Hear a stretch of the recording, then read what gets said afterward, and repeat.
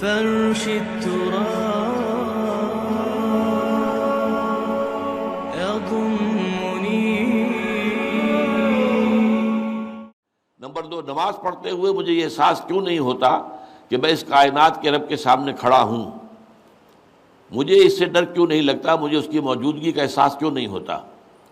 مجھے تو بتایا گیا تھا خواتین کی طرف سے سوال ہے، یہاں تو آ گیا کہ کھڑا ہوں، مجھے اس سے ڈر کیوں نہیں لگتا؟ مجھے اس کی موجودگی کا احساس کیوں نہیں ہوتا؟ اس کا تعلق ہے یقین کی گہرائی سے. اس پر حقیقت ایمان کے ضمن میں میری ایک کتاب بھی موجود ہے، اسے پڑھیے. اور میں نے پچھلے دنوں 40 نبوی جو ہے اس کی جو حدیث کا درس میں دے رہا ہوں جمعے کے خطبات کے اندر، اس میں بھی اسلام اور ایمان پر بڑی مفصل بحثیں میں نے کی ہیں، اس کے بھی آڈیو ویڈیو موجود ہیں. ایک ہے ایمان جس کو آپ کہیں گے لپ سروس، زبان سے ہم کہہ رہے ہیں کہ ہم نے اللہ کو مانا، رسول کو مانا، قرآن کو مانا، کتاب کو مانا، نبیوں کو مانا، آخرت کو مانا، روز قیامت کو مانا، جنت کو مانا، دوزخ کو مانا. یہ ہے ایک سطح. ابھی آپ کا یقین دل میں قائم نہیں ہے. اس وقت تو ظاہر بات ہے کہ آپ کا قول کچھ اور ہوگا، عمل کچھ اور ہوگا، اس لیے یقین تو ہے ہی نہیں، یہ تو صرف قول ہے. ذالک قولہم بافواہہم، اپنے منہ سے بات آپ نکال رہے ہیں صرف، لیکن یہ دل میں نہیں ہے. اچھا، اب دل میں اتر جانا بھی اس کے درجے ہیں. اس درجے اتر جانا کہ آپ ہر وقت یہ محسوس کریں کہ اللہ مجھے دیکھ رہا ہے، یہ ہوگا تو یقیناً پھر آپ کو نماز میں بھی لطف آئے گا. جیسا کہ قرآن میں آتا ہے فَإِنَّكَ بِأَعْيُنِنَا، اے نبی آپ ہماری نگاہوں میں ہیں، ہم آپ کو دیکھ رہے ہیں. جب بھی آپ مسلمانوں میں گھومتے پھرتے ہوتے ہیں اور تقلبک فی الساجدین، اور ان نمازیوں کو کے درمیان آپ دیکھتے ہیں کوئی کس حالت میں ہے. آپ رات کو آپ چکر لگایا کرتے تھے کہ کس کس گھر سے تہجد کے وقت قرآن پڑھنے کی آوازیں آ رہی ہیں، کہاں سے نہیں آ رہی ہیں، کون جو ہے میرا پیروکار جو ہے وہ تہجد پڑھ رہا ہے، کون نہیں پڑھ رہا ہے.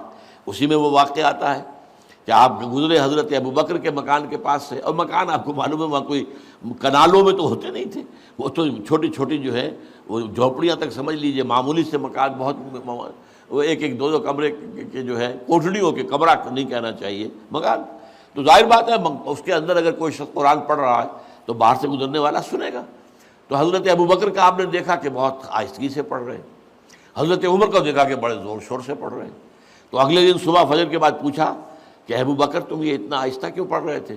انہوں نے کہا میں اس کو سنا رہا تھا جو سنتا ہے. اللہ کو سنانے کے لیے بلند آواز سے پڑھنا تو ضروری نہیں ہے. اللہ تو میں کتنے ہی ہلکے سے ہلکی بات میں کہوں، بلکہ صرف کلام نفسی بھی ہو، دل ہی میں بات کروں، وہ بھی اللہ کے علم میں آ جائے گا. حضرت عمر سے پوچھا تم کیوں زور سے پڑھ رہے تھے؟ کہ میں شیطان کو بھگانا چاہتا تھا کہ شیطان بھاگ جائے. تو آپ نے کہا دونوں ٹھیک ہو، لیکن یہ اے ابوبکر تم ذرا اپنی آواز اونچی کرو، اور اے عمر تم ذرا اپنی آواز پست کرو، یعنی ایک معتدل پر تمہیں آ جانا چاہیے.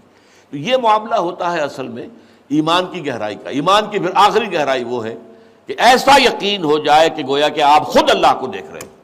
یہ جو احسان کی تعریف بیان کی حضور نے حدیث جبرائیل کے اندر، ان تعبد اللہ کانک تراہ فإن لم تکن تراہ فإنہ یراک، اس حالت میں اللہ کی بندگی کرنا، اللہ کے لیے بھاگ دوڑ کرنا، ان تعمل للہ کانک تراہ، ان تخشى اللہ کانک تراہ، اللہ کا خوف تم پر اتنا ہو جائے گویا کہ تم اللہ کو دیکھ رہے ہو.